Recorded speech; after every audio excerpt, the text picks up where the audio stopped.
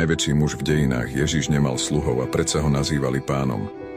Nemal žiadny titul a predsa ho nazývali učiteľom.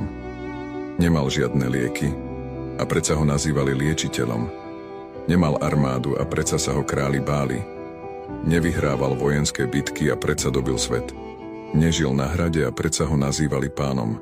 Nevládol žiadnym národom a predsa ho nazývali kráľom. Nespáchal žiadny zločin a predsa ho ukrižovali. Bol pochovaný v hrobe a predsa žije dodnes. Jeho kráľovstvo nie je z tohto sveta a predsa leží v srdciach tých, ktorí veria. Hovoril o láske a odpustení a jeho slová zmenili milióny ľudí. Neponúka žiadne materiálne bohatstvo a predsa ho považujeme za poklad svojho života.